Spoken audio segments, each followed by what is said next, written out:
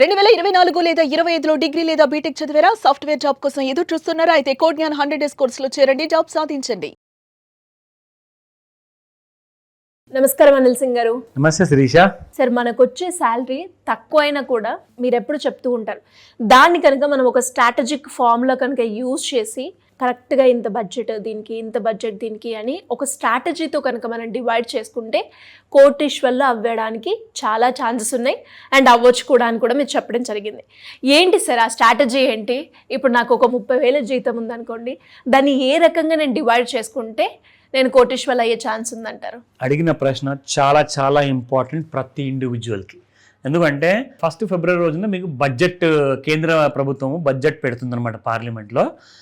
అంటే కేంద్ర ప్రభుత్వము ఒక పంక్చువాలిటీతో ట్యాక్స్లు ఎంత మోపేస్తున్నారో మన మీద అది అందరికీ తెలుసు. అఫ్కోర్స్ నేను దాని గురించి నేను మాట్లాడదలుచుకోలేదు. అంటే డిసిప్లిన్. ఇప్పుడు ఇంట్లో తల్లి కానివ్వండి, భార్య కానివ్వండి, ఆర్ ఇంటి పెద్దలు కానివ్వండి, అది మగవాళ్ళైనా ఆడవాళ్ళైనా కానివ్వండి, ఎవరెవరైతే ఆ బడ్జెట్ గురించి సీరియస్గా ఉంటారో చూడండి, వాళ్ళకే తెలియకుండా త్వరగా వాళ్ళు లోవర్ మిడిల్ క్లాస్ నుంచి upper middle class and upper middle class నుంచి హెచ్ఎన్ఐ అయిపోతున్నారు. దీనికి అర్థం ఏంటి? లోవర్ మిడిల్ క్లాస్ అంటే లైక్ చిన్న చిన్న జీతాలు, రెంటెడ్ హౌస్, 2 వీలర్ లేదా సైకిల్ లేదా బస్సులో ప్రయాణించడం బస్ పాస్తో. సో వీళ్ళందరూ కూడా ఇక్కడి నుంచి నిజంగా నేను అంటున్నాను, ఒక పెద్ద విల్లా, 4 కార్లు, కనీసం బ్యాంక్లో ఒక 2 కోట్ల క్యాష్ బ్యాలెన్స్, అలాంటి కైండ్ ఆఫ్ లైఫ్కి జర్నీ చేశారు. అలాంటి ఫ్యామిలీస్ కొంతమందే ఉన్నారు, మరి చాలామంది లేరు. ఎందుకంటే అందరూ డిసిప్లిన్ పాటిస్తే అందరూ కూడా అలాంటి కోటీశ్వరులు అవుతారు. బట్ ప్రాబ్లం ఏంటంటే మన లైఫ్లో మనం తినే దెబ్బలకి కానివ్వండి, బాగా అలసిపోవడం కానివ్వండి, లేజినెస్ వల్ల కానివ్వండి, ఇర్రెస్పాన్సిబుల్గా ఉండడం కానివ్వండి, చాలామంది కూడా ఇలాంటి ఆపర్చునిటీస్ కోల్పోయి వాళ్ళందరూ కూడా మిడిల్ క్లాస్ పర్సన్స్ లాగే మిగిలిపోతారు. సో ఇప్పుడు మీరు అడిగిన ప్రశ్న ఉంది చూడండి, మాసెస్ కోసం ఇది చాలా ముఖ్యం. ఎందుకంటే కోట్లాధికారులు ఈ చేతిలో ఉన్నంత నంబర్స్ మాత్రమే ఉంటారు. మేబీ 100 మంది, 1000 మంది, దానికంటే ఎక్కువ ఉండకపోవచ్చు. ఆర్ మ్యాక్స్ 1,00,000 మంది అనుకోండి. కానీ మన దగ్గర జనాభా ఎంత ఉందంటే 2 తెలుగు రాష్ట్రాల్లో 6 కోట్ల జనాభా. సో 6 కోట్ల మంది, నేను నిజంగా అంటున్నాను, ఈ వీడియో కనీసం 1 కోటి మందికి కూడా అందింది అనుకోండి, వాళ్ళలో ఎంతమంది కోటీశ్వరులు అవుతారో అది వాళ్ళ మీద డిపెండ్ అయి ఉంటుంది. బికాస్ అలాంటి డిసిప్లిన్ కావాలి. ఎందుకంటే కేంద్ర బడ్జెట్ ఆల్రెడీ మనకు చాలా దగ్గరలో ఉంది. సో మీరు మీ బడ్జెట్ ఎప్పుడు రెడీ చేసుకోబోతున్నారు మరి? సో మీరు లేట్ అవ్వకూడదు కదా. మీరు లేట్ అయ్యారనుకోండి, లేదంటే ప్లాన్ చేసుకోకుండా సినిమాల మీద డబ్బులు ఎగరేస్తున్నారు, రెస్టారెంట్కి వెళ్ళిపోతున్నారు, పార్టీస్ ఇస్తున్నారు, కరెక్ట్, అండ్ ప్లానింగ్ లేకుండా షాపింగ్లు చేసేస్తున్నారు. తర్వాత తిరిగి చూస్తే వెనకాల బ్యాంక్ అమౌంట్ ఏమీ లేవు.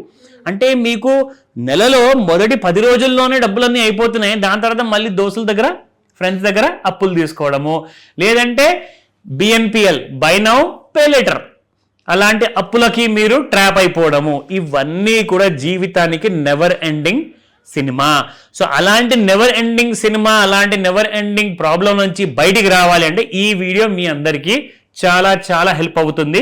ఒక ఎగ్జాంపుల్ తీసుకున్నాను. ఇందాక శిరీష గారు అడిగినట్టు 30,000 జీతం ఉందనుకోండి, మనం ఎలా దాన్ని మనం డివైడ్ చేసుకోవాలి సో దాట్ కోటీశ్వరులు అయ్యే దారి ఏదైతే ఉందో అది మనకు చాలా స్మూత్గా సేలింగ్ ఉండాలి. దాంతోపాటే మనకు గిచ్చినట్టుగా ఉండకూడదు.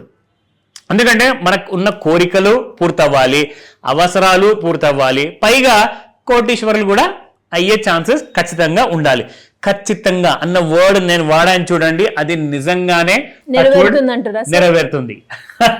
సో ఇంట్రెస్టింగ్, అయితే చూడాల్సిందే తప్పకుండా. ఎలా డివైడ్ చేసుకోవాలి? Yes sure. నేను ఒక చిన్న కైండ్ ఆఫ్ డివిజన్స్ చేసుకున్నాను. ఇప్పుడు ఫర్ ఎగ్జాంపుల్ 30,000 అమౌంట్ ఉంది అనుకోండి, మీ దగ్గర for example XYZ or ABC person ఎవరైతే ఉన్నారో వాళ్ళ దగ్గర ఈ 30,000 జీతానికి ఫస్ట్ ఏంటంటే దానికి కావాల్సిన రెంట్ అమౌంట్, అంటే 30,000 జీతంలో ఏంటంటే మనము 15,000 ఆర్ 20,000 రెంట్ ఉన్న హౌస్లో ఉండలేం. ఎందుకంటే ఒక చిన్న కైండ్ ఆఫ్ రెంటెడ్ హౌస్లోనే ఉంటేనే మనకు ఇబ్బంది ఉండదు. సో ఫర్ ఎగ్జాంపుల్ ఒక 6,000 రూపీస్ ఒక చిన్న రూమ్లో మీరు ఉన్నారు, దానికి వచ్చేసేసి రెంట్ 6,000. రెండోది వచ్చేసేసి యూటిలిటీస్ అండ్ బిల్స్, ఏవైతే చిన్న చిన్న ఖర్చులు ఉంటాయి కదండి మనకు కావాల్సిన యూటిలిటీస్కి, దానికి మీరు దాదాపు 2,000 సెపరేట్ చేసుకోండి.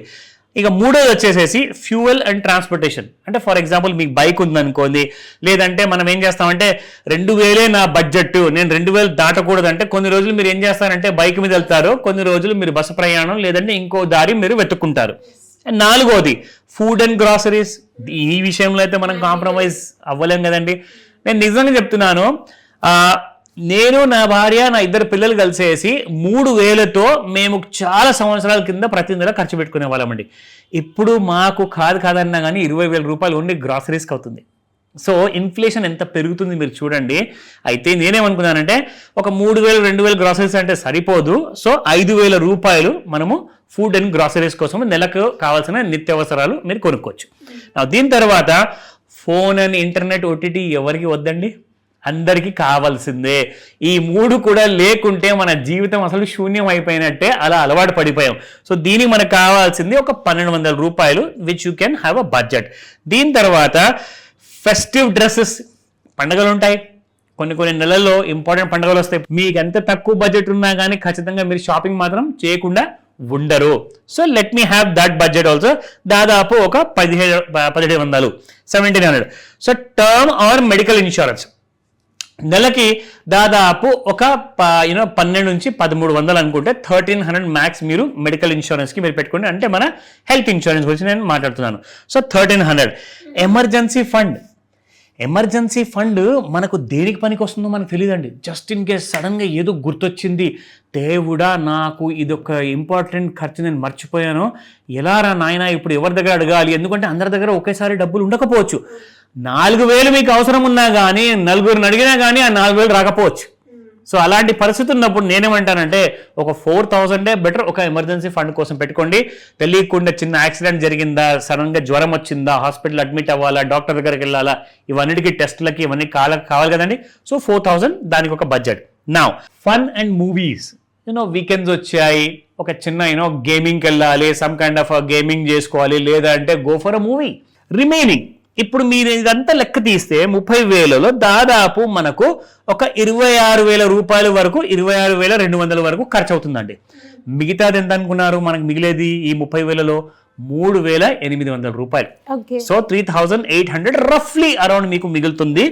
దాన్ని మనం ఏం చేద్దామంటే ఒక 3,000 రూపీస్ వరకు మీరు ఇన్వెస్ట్మెంట్ పెట్టుకోవచ్చు ఎవ్రీ మంత్. ఎందుకంటే ఒక నెలలో మీకు 4,000 మిగలచ్చు, ఇంకో నెలలో మీకు 3,500 మిగలచ్చు, ఇంకొక నెలలో మీకు 3,200 మిగలచ్చు. సో నేనేమనుకున్నానంటే 3,000 రౌండ్ ఫిగర్గా పెట్టుకుందాము.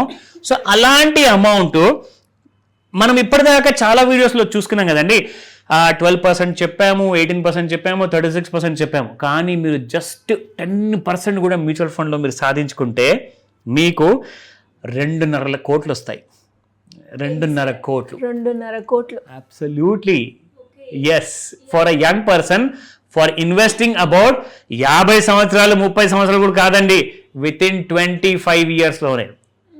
అండ్ మీరు ఒకవేళ కాస్తంత ఇంకొక 1,000 రూపాయలు ఎక్స్ట్రాగా పెట్టారనుకోండి 20 సంవత్సరాల కోసము, it will be around 3.4 crores. ఈజీగా మీరు తెచ్చుకుంటారు.